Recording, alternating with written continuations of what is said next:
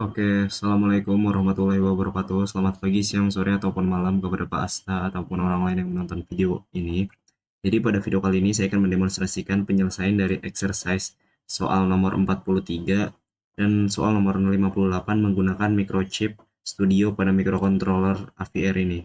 Dengan menggunakan microcontroller AVR Atmega 328P.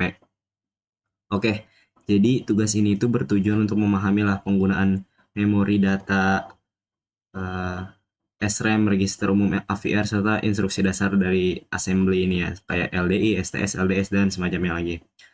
Oke, selain itu juga di sini di video yang akan saya buat, di sini akan juga mengamati ya perubahan di memorinya lah yang sudah dieksekusi itu nanti bagaimana. Oke, udah sekarang kita buka dulu aja ini eh, microchip studio AVR-nya.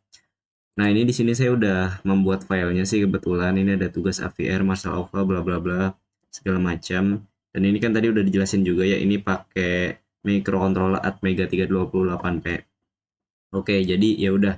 Ini di sini di editor terlihat di sini ada file main.asm. Jadi file ini tuh adalah template template awal dari program assembly lah. Nah, kebetulan saya udah membuat eh, kodenya di note ini saya catat ini untuk exercise 43 ya. Jadi saya tinggal copy ke sini. Oke, ya udah. Jadi ini adalah kode dari soal nomor 43.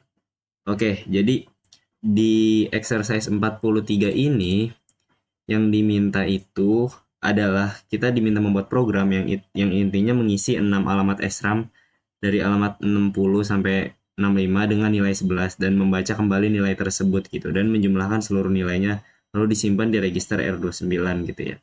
Nah, di soal ini juga diminta menggunakan .eq untuk memberi nama simbolik pada alamat SRAM. Oke.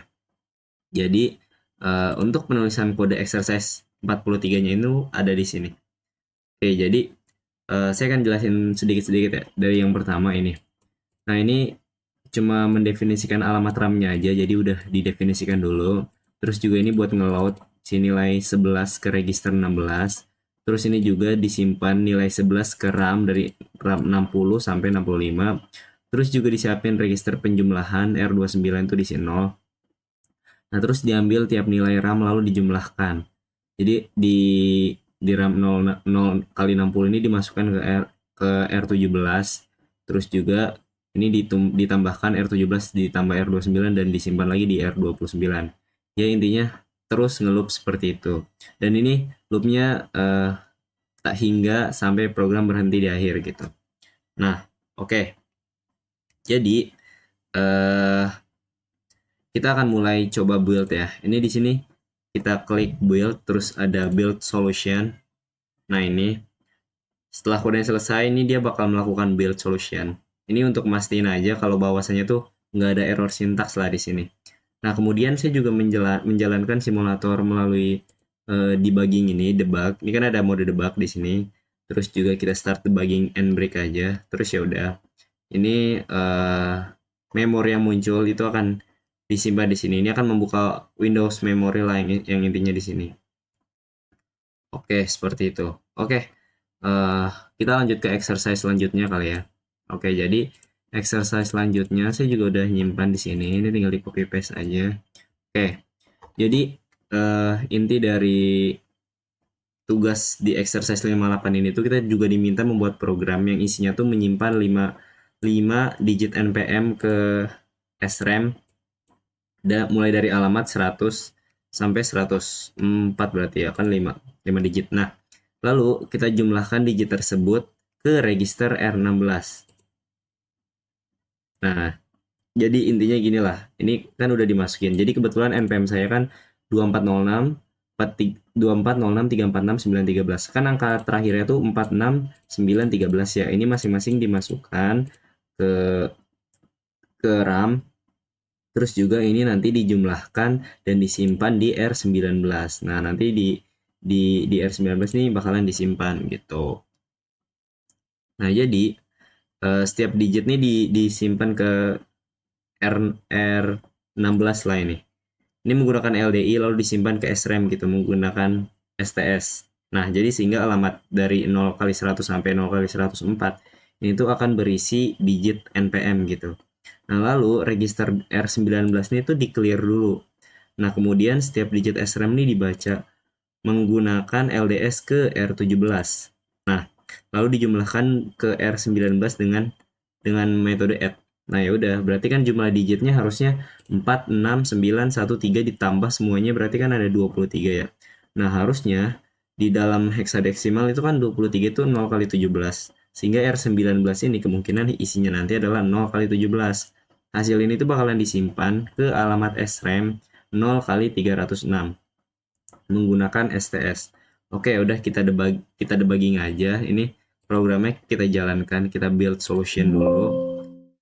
Oh ya, sorry, di stop debugging yang sebelumnya dulu. Nah, ini di build solution, habis itu udah kan, berarti sintaksnya berarti aman. Terus langsung kita ke debug, kita debug. Nah, di sini kita start debugging and break. Oke. Nah, coba kita cari ke alamat 0 kali 100 ya.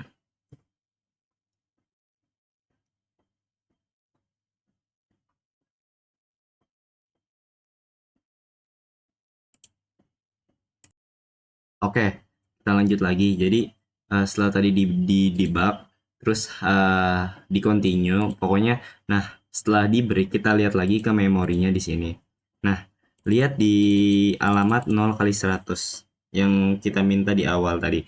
Di sini kelihatan kan ada digit yang disimpan 4, 6, 9, 13. Ini sesuai dengan digit NPM kita 4, 6, 9, 13. Oke, jadi gitu. Intinya si digit NPM itu disimpan ke RAM dan ketika kita debugging dia bakal kelihatan di situ ada 46913. Terus juga eh ya seperti itu. Lalu lalu selanjutnya kita cari coba. Ini kan tadi kita simpan di alamat 0 kali 306 ya untuk hasil penyimpanannya. Coba kita ketik di sini 0 kali 306. Apakah dia benar? Nah, jadi di memori 0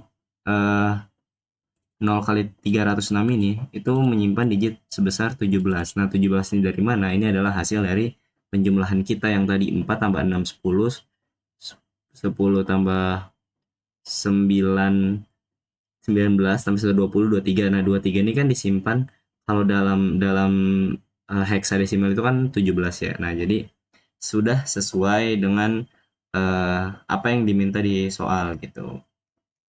Oke, jadi kesimpulannya pada exercise 43 ini itu telah berhasil lah melakukan penyimpanan nilai konstanta ke berbagai lokasi SRAM dan penjumlahan juga, dan di exercise 58 yang barusan kita kerjakan ini itu juga telah berhasil dilakukan penyimpanan digit identitas ke SRAM penjumlahan digit ini serta penyimpanan hasil ke alamat memori tertentu. Ini kan disimpan di alamat ini gitu.